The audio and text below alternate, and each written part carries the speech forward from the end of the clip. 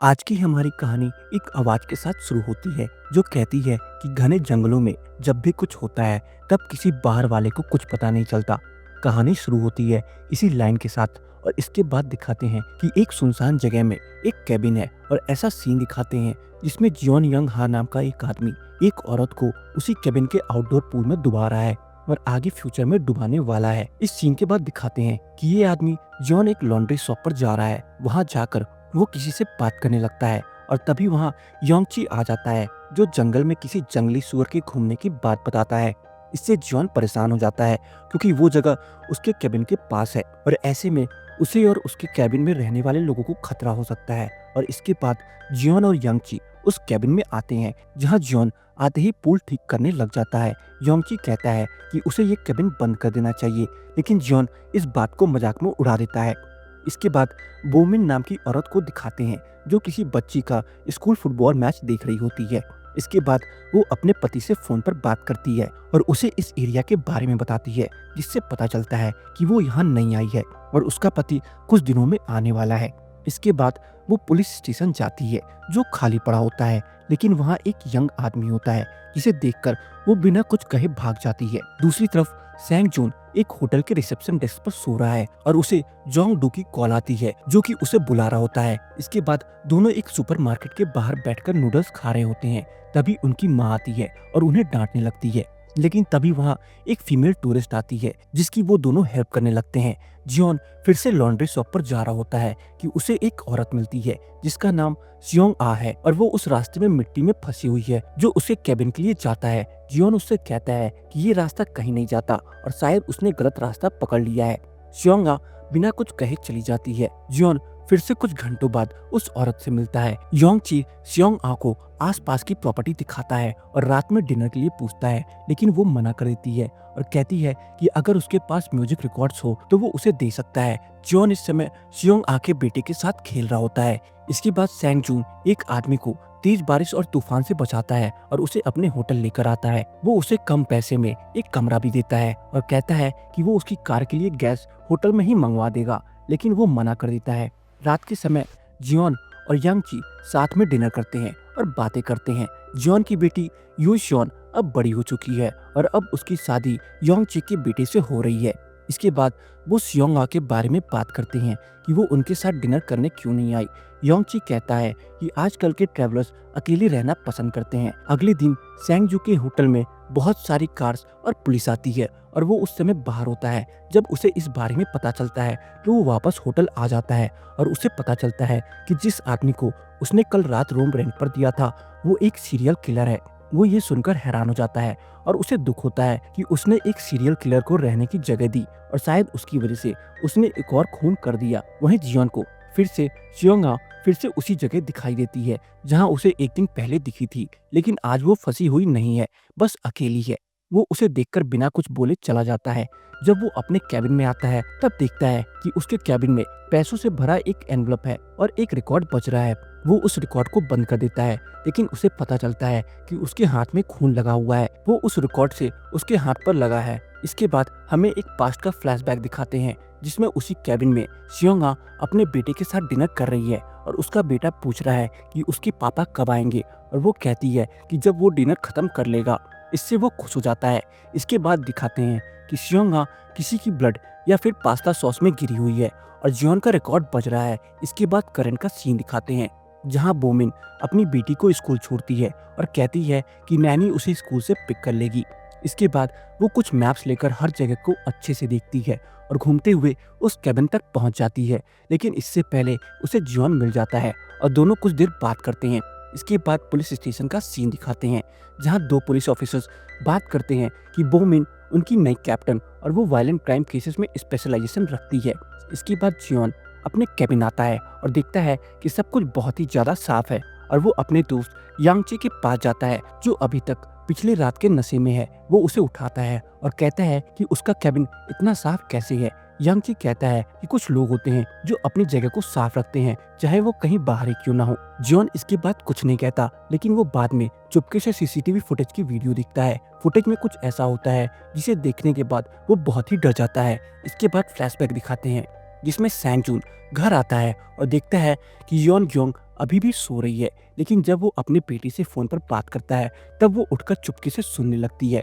इसके बाद वो अपने दोस्त जोंगडू के पास जाता है और उसके साथ बैठकर ड्रिंक करने लगता है। जब वो ड्रंक हो जाता है तब कहता है कि उसे आज भी इस बात का दुख है कि उसने अपने होटल में एक सीनियर को रखा और उसकी वजह से किसी की जान गई।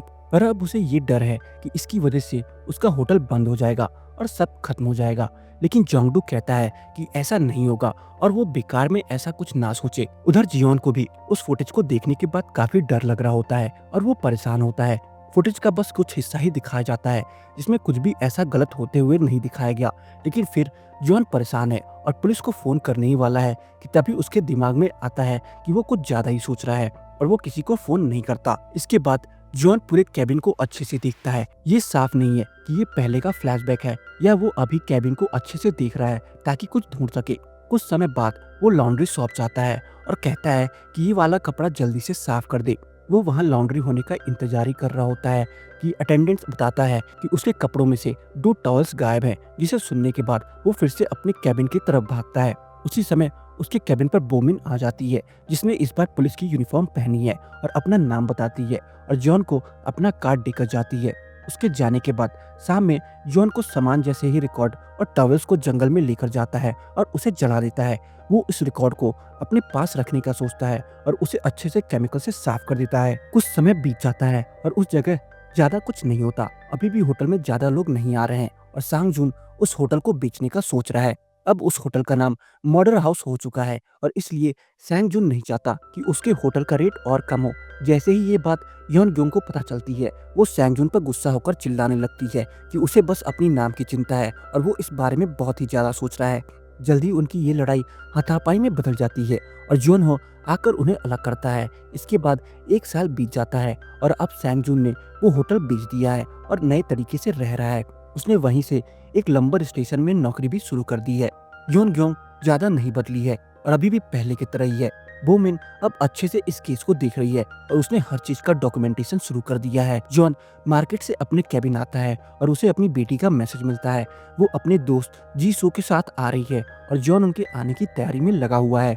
उनके आने तक जॉन हर चीज बार बार देखता है ताकि सब कुछ अच्छा हो। लेकिन उसकी बेटी आती इससे पहले वहाँ स्योंग आ जाती है और वो उसे ऐसे बात करता है जैसे वो पहली बार उससे मिला हुआ हो। इसके बाद ईयर 2000 का सीन दिखाते हैं जहाँ जी हॉन एक कमरे में एक बैग भरकर सोजी की बोतल्स के साथ आता है। उस कमरे में सारे पुलिस हैं। जैसे ही वो अंदर जाता है सारे उसे लूजर्स और लेट कहकर चिढ़ाने लगते हैं। फिर से प्रेजेंट का सीन दिखाते हैं जहाँ स्योंगा कैबिन में रात भर रुकने के लिए आई है। उसी समय जॉन की बेटी भी वहाँ आ जाती है। जॉन परेशान हो जाता है कि सभी लोग साथ में कैसे रहेंगे, लेकिन जॉन की बेटी कहती है कि वो यहाँ ज्यादा देर रुकने नहीं आई है और बस डिनर करने के बाद अपने दोस्त के साथ वापस चली जाएगी। जॉन अपनी बेटी के दोस्त जीसो के साथ बारबेक्यू लगा रहा है और उसमें उसका काफी टाइम चला जाता है। इसके बाद वो सियोंगा का इंतजार करता है जो कुछ अलग ही लग रही है। सियोंगा अपने रूम के आसपास देखती है और उस प्लेयर को देखती है। इसके बाद वो अच्छे से तैयार होकर आती है और अंदर जाने से पहले जॉन से रिकॉर्ड बजाने के लिए कहती है, लेकिन वो कहता है कि रिकॉर्ड अब नहीं चल रहा और चला जाता है। सियोंगा समझ जाती है कि उसने इस रिकॉर्डर से खून साफ कर दिया है। डिनर के बाद जॉन की बेटी वापस चली जाती है और सियोंगा वाइन पीने लगती है। जॉन को कुछ बुरे सपने आते हैं जिसमें वो मिट्टी, सॉवेल और भी बहुत कुछ चीजें देखता है। इसके बाद वो सियोंगा से पूछ लेता है कि आखिरकार वो क्या चाहती है और क्यों यहाँ आई है, लेकिन सियोंगा कुछ नहीं कहती और पूल में डाइव लगाती है, जबकि उसने पहले कहा था कि उसे पानी से डर लगता है। इसके बाद सवाल ये है कि अब उसके बेटे का क्या हुआ और ऐसा लगता है कि ये सारी कहानी उसके बेटे के आसपास ही घूम रही है। दूसरी तरफ योन ग्योंग सांग जून के साथ काफी लड़ाई के बाद उसके साथ देने का फैसला करती है और होटल बेचने के लिए तैयार हो जाती है, लेकिन इसका मतलब ये भी है कि उन्हें अपने होटल के रेट कम करने होंगे। योन ग्योंग को उम्मीद है कि सब ठीक हो जाएगा, लेकिन जी हो को दिक्कत है क्योंकि वो अभी भी सोजू की बोतल चुरा रहा है। लेकिन उसे ये नहीं पता कि उसकी माँ अपनी ड्रिंक करने की आदत को छोड़ना चाहती है और इसलिए सारी सोजू की बोतल्स वो फेंक देती है। सैंग जून अपनी जिंदगी के बारे में सोच रहा है कि जब वो 17 साल का था तब उसके माँ पापा मर गए और एक समय में वो बेरोजगार भी था। फिर उसने काफी जॉब्स करी और वो एक फैक्ट्री में काम करने लगा और वहाँ उसे योन ग्योंग मिली। वो उसे फैक्ट्री का इंचार्ज बना गया और बाद में उसने वो फैक्ट्री बेच दी और ये होटल लिया, लेकिन अब उसे ये होटल भी बेचना पड़ रहा है। योन ग्योंग ड्रिंकिंग छोड़ने के बाद काफ़ी परेशान है और उसे पीटीएसडी की दिक्कत है। उसने अभी भी अपने होटल की डेड बॉडी दिखती है और वो सोने के लिए स्लीपिंग पिल्स ले रही है। वो स्लीपिंग पिल्स गलती से जीहोन लेकर जाता है और स्कूल में वो पिल्स खाते ही बेहोश हो जाता है। एम्बुलेंस आती है और योन योंग दिखती है कि उसके हाथ पर लिखा है मर्डर मॉर्टल। जब सैंग जून को इसके बारे में पता चलता है कि उसके होटल की वजह से कितना ड्रामा हुआ है, वो परेशान हो जाता है। सैंग जून स्कूल जाता है और वहां जाकर पेरेंट्स से लड़ने लगता है क्योंकि उनके बच्चों ने जी हो को परेशान किया। इसके बाद पता चलता है कि जो डेवलपर उसका होटल को खरीदने वाला था, जो एक पेरेंट का खास दोस्त है, और अब वो उस होटल को खरीदना नहीं चाहता। यॉन यूंग और सैंग जून किसी तरह सब कुछ संभालते हैं और उन्हें पता चलता है कि उस सीरियल किलर मर्डर को 1 साल हो गया है। इसलिए उनके होटल पर एक डॉक्यूमेंट्री बनने जा रही है और काफी सारे रिपोर्टर्स आ जाते हैं। उनमें से एक रिपोर्टर सैंग जून की बात सुनना चाहता है और जानना चाहता है कि इस मर्डर के बाद उनकी जिंदगी कैसे बदली है। बो मिन भी इस डायरेक्टरी में हिस्सा लेती है और उसे एक कॉल आता है, जिसके बाद वो भागती हुई नजर आती है। दूसरी तरफ शियोंगा वहीं टोमेटो सॉसेज पास्ता बनाती है जो उसने अपने बेटे के लिए बनाया था और अब वो जॉन के साथ खा रही है। बाद में वो उठता है तो देखता है कि शियोंगो अब वहां नहीं है और अपने पॉकेट में एक फोटो देखता है जो उसकी बेटी की है और उस पर गोला लगा हुआ है।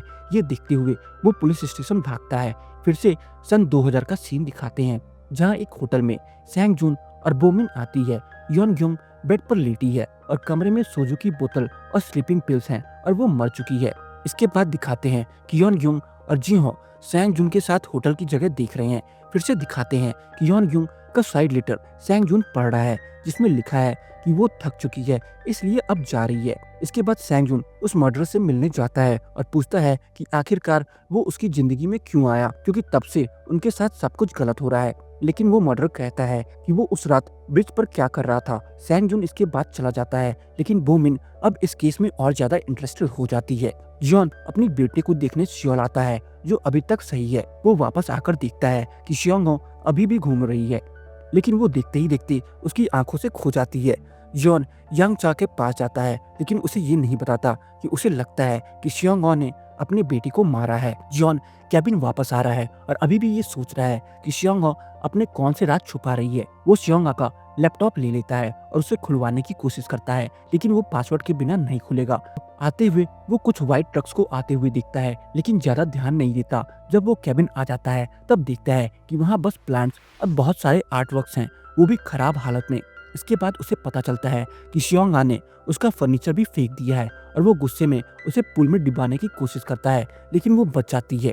जॉन उसे बार बार पूछने की कोशिश करता है लेकिन डिनर के समय उससे कहता है कि वो उसके बारे में पुलिस को बता देगा, लेकिन शियोंगा कहती है कि उसके पास पूरे सबूत नहीं है इसलिए कोई उसकी बात नहीं मानेगा और इससे वो भी मुसीबत में आ जाएगा क्योंकि उसने 1 साल तक ये सच छुपाया। इसलिए शियोंगा उससे कहती है कि उसे जो करना है वो उसे करने दे लेकिन उससे दूर रहे। जॉन ने उनकी बातों की रिकॉर्डिंग कर ली और उसके लैपटॉप के साथ वो पुलिस स्टेशन जाने के लिए निकल जाता है लेकिन तभी शियोंगा आ जाती है और उसकी कार से एक्सीडेंट कर देती है। बोमिंग को पता चलता है कि एक और घोस्ट राइटर जो उस सीरियल किलर के बारे में लिख रहा था उसने भी राइट कर लिया है और वो इस मामले के बारे में सब कुछ जानना चाहती है। इससे पहले भी बोमिन ने काफी सारे केसेस सॉल्व किए हैं जो कुछ ऐसे ही थे। जब रिपोर्टर उससे पूछता है कि आखिरकार वो एक के बाद एक ये कैसे सारे केसेस सॉल्व कर लेती है, तब वो उसे इस शर्त पर बताती है कि वो कभी किसी को ये नहीं बताएगा। इसके बाद वो बताती है कि वो हमेशा ये देखती है कि आखिरकार क्या होना चाहिए जो नहीं है। जब भी उसके सामने ऐसा केसेस आता है वो हमेशा उन चीजों को ढूंढती है जो मिसिंग है और लोगों के बिहेवियर में बदलाव देखती है। जहां भी किसी के बिहेवियर नॉर्मल से थोड़ा सा बदला वो समझ जाती है कि कुछ तो गड़बड़ है और इसी से हर बार वो केस सॉल्व कर पाती है। और इस बार भी बोमिन इसी का यूज करते हुए यान ग्यूंग का केस सॉल्व करना चाहती है। इसके बाद हॉस्पिटल का सीन दिखाते हैं जहां शियोंगा जॉन से मिलने आई है जिसकी कार के साथ उसने अपनी कार का एक्सीडेंट किया था और जॉन को चोट आई थी। वो जब घर आता है तब वो देखता है कि शियोंग आ ने सारा सामान फेंक दिया है और वो बैग भी जिसमें उसके खिलाफ सारे सबूत हैं। इसके बाद जॉन उससे कहता है कि वो कभी किसी को कुछ नहीं बताएगा लेकिन वो बस यहाँ से चली जाए, लेकिन शियोंगा मना कर देती है कि वो तो फ्रेंड्स बनकर रहना चाहती है और इसलिए उसके साथ रहना चाहती है। ये उसकी हालत के ऊपर एक टॉन्ट की तरह था क्योंकि उसकी वजह से जॉन का एक्सीडेंट हुआ है। इसके बाद वो उससे ही सवाल पूछने लगती है कि वो इस होटल के लिए वफ़ादार है भी या नहीं, और अब दोनों ही केबिन के लिए लड़ने लगते हैं। सियोंगा अपनी कार बदल लेती है और अब वो ब्लू स्पोर्ट्स कार चलाती है। इसके बाद वहाँ एक फैमिली रहने आती है और उसी के साथ वहाँ पुलिस भी आती है और सियोंग आ से सवाल पूछने लगती है। सियोंग आ के नाम की कोई बुकिंग नहीं है और उसने सारी पेमेंट कैश में करी है, लेकिन फिर भी वो यहाँ रह रही है। इसी बारे में पुलिस उससे पूछने लगती है। अगले दिन वो लॉन्ड्री शॉप पर जाती है, लेकिन वहाँ उससे कोई भी बात नहीं करता और सारे उससे दूर जाते हैं। इससे वो और गुस्से में आ जाती है। ये जॉन की वजह से हो रहा है, क्योंकि वो चाहता है कि सियोंगा जल्दी से यहाँ से चली जाए। ये प्लान यांग चेन ने बनाया है और उसे पूरा भरोसा है कि ये काम करेगा, लेकिन जॉन को भरोसा नहीं है और वो जब तक सियोंग आज चली नहीं जाती, तब तक एक्स्ट्रा बुकिंग्स का ड्रामा करते रहना चाहता है।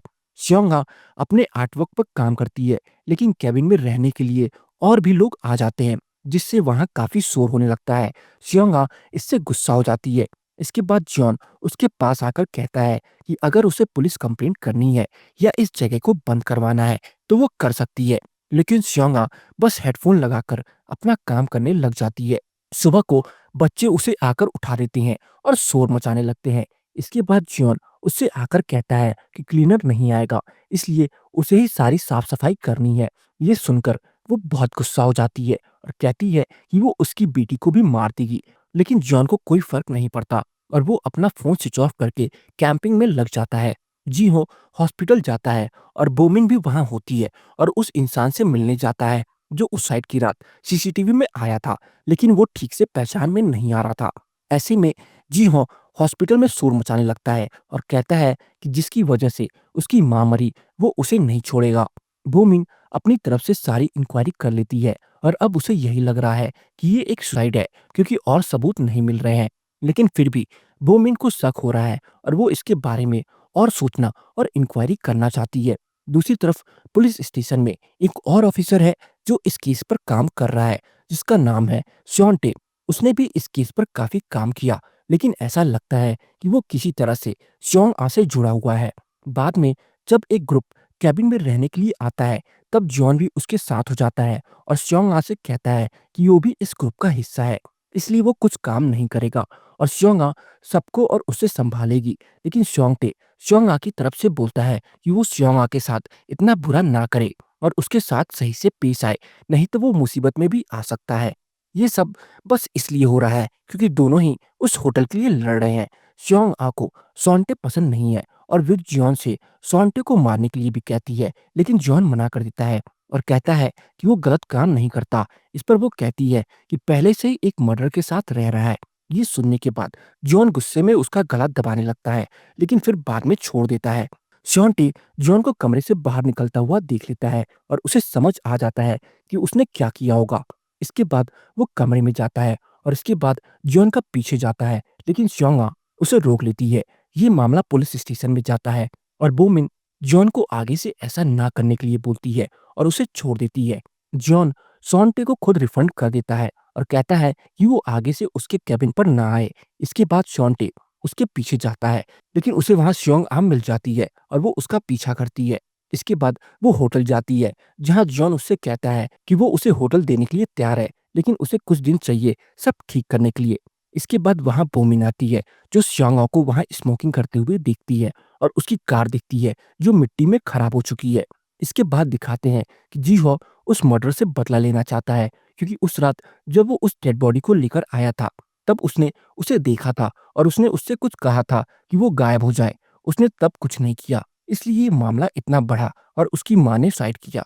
जियोन उस रियल एस्टेट एजेंट के पास जाता है, जिसके पास पहले सांग जून गया था और आज वो उसी के पास अपने होटल को बेचने आया है। इसके बाद जॉन एक रिटायरिंग हाउस में जाता है, जहां सांग जून रह रहा है और उससे कहता है कि वो उसके होटल को बेच देगा। लेकिन सैंग जून अभी भी पास्ट की मेमोरीज में है और समझ रहा है कि वो होटल में है, इसलिए वो वहां साफ सफाई कर रहा होता है। वो दोनों बातें करते हैं और सैंग जून उससे कहता है कि वो किसी पर भरोसा ना करे और अपनी बेटी को बचाए। जॉन जी हॉ को पकड़ लेता है, क्योंकि उसे पता है कि वो उस मर्डर से बदला लेना चाहता है और जी हॉ को लगता है कि पुलिस वाला है, इसलिए वो कुछ नहीं कहता। इसके बाद दिखाते हैं कि उस मर्डर की माँ हॉस्पिटल में है और वो उससे मिलने जाता है और जी हॉ का प्लान है कि वो तभी उसे मार देगा। वहाँ जियोंग खुद को छुड़ाकर और जियोंग को बांधकर चला जाता है। हॉस्पिटल में जाकर वो उस मर्डर को मार देता है और इसके बाद जियोन के पास आता है। जियोन उससे कहता है कि उसने उसे मार दिया, उस मर्डरर को। इसके बाद जिहों उससे बताता है कि वो अब तक पछतावे में था कि जब वो कुछ कर सकता था तब नहीं कर पाया और इसलिए अब तक वो परेशान और बेचैन था। लेकिन अब उसे शांति मिल गई है। जियोन सांग जून को फ़ोन करता है और उससे बताता है और वो ये भी कहता है कि जिहों ने सही किया। इसके बाद जियोन को समझ आता है कि वो और जिहों एक जैसे ही हैं, इसलिए उसकी मदद करने की कोशिश करता है। इसके लिए वो एक कहानी बनाता है कि जिहों उसके साथ था और ड्रिंक कर रहा था। इसके बाद हमें सियोंगा के बारे में और जानने को मिलता है, जो एक आर्टिस्ट है और अपने आर्टवर्क्स पर काम करती रहती है। वो एक आर्ट एग्ज़िबिशन में जाती है और वहाँ देखती है कि उसके आर्टवर्क्स को रिप्लेस हो चुके हैं। लेकिन वो फिर से अपनी आर्टवर्क्स को वापस ले आती है और इसके लिए वो आर्ट डायरेक्टर को परेशान करती है। उसका एक्स हस्बैंड जेल में है और वो जिस लड़के के साथ थी, वो उसका बेटा नहीं था। जब वो जेल में अपने पति से मिलने जाती है, तब दोनों बुरी तरह से लड़ने लगते हैं, जिससे उनके पास्ट के बारे में पता चलता है। जब वो फिर उस आर्ट एग्ज़िबिशन में जाती है, फिर से अपनी पेंटिंग्स को वहाँ नहीं देखती है। इसके बाद वो एक ट्रक लेकर आती है और सब कुछ तबाह कर देती है। इसके बाद उसके पापा आते हैं, जो उससे बताते हैं कि उसने उनकी पेंटिंग्स हटाई है और उसे ये देश छोड़कर जाने के लिए कहता है। दूसरी तरफ लॉन्ड्री शॉप पर लोग सियोंग आ को सीसीटीवी पर खून भरे कपड़े बदलते हुए देख लेते हैं। अब तक योंगचे भी हॉस्पिटल से आ जाता है और जियोन के साथ है। इसके बाद वहाँ सियोंग आ आती है और जो जियोन से वो केबिन खरीदना चाहती है, लेकिन योंगचे उसे मना कर देता है और वो उसे फिर से स्क्रू ड्राइवर से मार देती है। इसके बाद वो उसे बांध देती है और उसके फ़ोन से जॉन की बेटी को मैसेज करती है। इसके बाद वो मार्केट चली जाती है और जल्दी में बहुत सारे क्लीनिंग प्रोडक्ट्स खरीदती है। ये सब बोमिन देख लेती है और उसे सियोंग आ पर शक हो जाता है। इसके बाद वो केबिन आती है, जहाँ पर जॉन की बेटी आ चुकी है और वो उसे और यांग ची से लड़ने लगती है और दोनों को हरा देती है। इसके बाद वो जॉन को मैसेज करती है। इसके बाद जॉन वहाँ गन लेकर आता है। सियोंग उससे कहती है कि वो अपने दोस्त को लेकर हॉस्पिटल जा सकता है, लेकिन वो उसके पति को कुछ नहीं बताएगा और पुलिस से कुछ नहीं कहेगा और आने के बाद उसकी मदद करेगा एक बॉडी को दफनाने में। तभी वो उसकी बेटी देगी। जब जॉन यांग चुई के साथ हॉस्पिटल जाता है, तब बोमिन ये सब देख लेती है और उसे पहले ही लॉन्ड्री शॉप से पता चल गया था कि सियोंग के कपड़े पर खून था। इसलिए वो जॉन के साथ प्लान बनाती है और उसके साथ सियोंग के पास जाती है। जैसे सियोंग को पता चलता है कि जियोन अकेला आया है, वो उसे उसकी बेटी के पास लेकर जाती है, जहाँ पुलिस आ जाती है और उसे पकड़ लेती है। इसके बाद जियोन हॉस्पिटल जाता है, जहाँ उसकी बेटी भी है और उसे पता चलता है कि उसकी बेटी प्रेग्नेंट है और वो अपने आप को दोष देने लगता है कि ये सब उसकी वजह से हुआ है। इसके बाद जियोन उससे कहता है कि उन्हें फिर से सियोंग के पास जाना होगा, क्योंकि उसने उसे एक बॉडी दफनाने के लिए कहा था, तो वो किसकी है, ये ढूँढना होगा। इसके बाद बोमिन अपनी कार में बैठी होती है और उसे ये समझ आ जाता है कि सियोंग ने अपनी बेटी को मार दिया है और ये बात जॉन ने सबसे छुपाई, क्योंकि वो नहीं चाहता था कि उसके बिज़नेस को कुछ हो। ये सब उसे जॉन ने खुद बताया था और अब उसे समझ आ जाता है कि जॉन इतने समय से क्यों परेशान था। सियोंग पुलिस स्टेशन आने के बाद कुछ भी नहीं बताती, क्योंकि उसे पता है कि उसके पापा उसे बाहर निकलवा लेंगे, इसलिए वो चुपचाप बैठी रहती है। बोमिन को पता है उसने ही अपनी बेटी को मारा है, इसलिए वो उसे कॉर्नफील्ड के बारे में कहती है, जिसे सुनकर वो परेशान हो जाती है और बोमिन को पता चल जाता है कि उस कॉर्नफील्ड में ज़रूर कुछ है। इसके बाद बोमिन चीफ से कहती है कि उसे सर्च ऑपरेशन करना है, लेकिन चीफ उसका मजाक बनाता है कि उसे कुछ आता भी नहीं, बस इधर-उधर बातें घुमाने आता है। इससे बोमिन और गुस्सा हो जाती है और वो उसे सब बताती है और यकीन दिलाती है कि सियोंग ज़रूर उनसे कुछ छुपा रही है और इसलिए उसे सर्च ऑपरेशन करना है। इसके बाद वो ये भी कहती है कि अगर उसे कुछ नहीं मिला, तो वो उसे अपना पुलिस बैज और गन दे देगी। इसके बाद वो कहती है कि उसे पता है कि सियोंग बाहर आ ही जाएगी, चाहे कुछ हो भी या नहीं। ऐसे में ये सर्च ऑपरेशन ज़रूरी है। कुछ समय बाद सियोंग बाहर जाती है। इसके बाद वो अपने वकील से कहती है कि वो बोमिन पर केस करेगी। उसे पता है कि उसके पापा के अच्छे रिलेशंस हैं लॉयर्स के साथ, इसलिए वो जो चाहे वो कर सकती है। जब जियोन को ये पता चलता है, तब वो परेशान हो जाता है और गुस्से में बोमिन को फ़ोन करता है। बोमिन उससे कहती है कि वो ढूँढ ही लेंगे जो भी सियोंग उससे छुपा रही है, लेकिन जियोंग कहता है कि अब वो और इंतज़ार नहीं कर सकता। तभी वहाँ पुलिस आ जाती है और वो सभी कॉर्नफील्ड चले जाते हैं। सियोंग फिर से लॉन्ड्री शॉप पर जाती है और वहाँ सारे खून के कपड़े जलाने लगती है। इससे वहाँ बड़ी आग लग जाती है और वो उसे देखती रहती है। कॉर्नफील्ड में उन्हें शॉन्टे की बॉडी मिलती है, जिसे सियोंग आ ने खुले में बस ऐसे ही डाला होता है। इसी समय जियोंग के पास बहुत सारे फ़ोन आते हैं और पुलिस को भी समझ आ जाता है कि क्या हो रहा है। इसलिए वो सभी लोग लॉन्ड्री शॉप पर जाते हैं। सियोंग-आ जब देखती है कि अब वो मुसीबत में है, तब वो अपने पापा को फ़ोन करती है। लेकिन अब उसके पापा भी उसके साथ नहीं देते, क्योंकि वो एक वीडियो में देख लेते हैं कि आर्टवर्क के नाम पर उनकी बेटी किसी के खून के साथ खेल रही है। इसके बाद वहाँ जॉन आ जाता है, जो सियोंग-आ को बचाने की कोशिश करता है, ताकि वो ये बता दे कि उसने अपनी बेटी को कहाँ छुपाया है। लेकिन जे-सिक उसे गोली मार देता है और सियोंग-आ मर जाती है। इससे जॉन परेशान हो जाता है और रोने लगता है कि अब उसे कभी भी पता नहीं चलेगा कि सियोंग-आ ने उस बच्चे के साथ क्या किया। इसके बाद वो हॉस्पिटल जाता है, जहाँ उसकी बेटी को होश आ गया है और दोनों खुश हैं। यांग चे भी हॉस्पिटल से आ जाता है और जियोन के पास जाता है, जिसने सियोंग-आ को गोली मारी। उसे सियोंग-आ के पापा अपने लॉयर भेजकर बचा लेते हैं और आखिर में जियोन अपने परिवार के साथ डिनर करता है और अपने समय को एन्जॉय करता है। इसके बाद वो अपने केबिन का बिज़नेस बंद कर देता है और बुकिंग्स नहीं लेता। इसके बाद वो सियोंग-आ के साथ आए बच्चे के बारे में सोचता है और रोता है कि उसने समय से कुछ नहीं किया, और ये कहानी यहीं पे खत्म हो जाती है। तो आपको मेरी द फ्रॉग ड्रामा की एक्सप्लेनेशन कैसी लगी? कमेंट सेक्शन में बताना ना भूलें, और अगर आपको मेरी द फ्रॉग ड्रामा की एक्सप्लेनेशन पसंद आई हो, तो वीडियो को लाइक करके जाना ना भूलें। चैनल पर नए हैं, तो चैनल को ज़रूर सब्सक्राइब कर लें, ताकि मुझे ऐसी ही मोटिवेशन मिलती रहे और मैं आप सबके लिए अच्छी से अच्छी वीडियोज़ लाता रहूँ।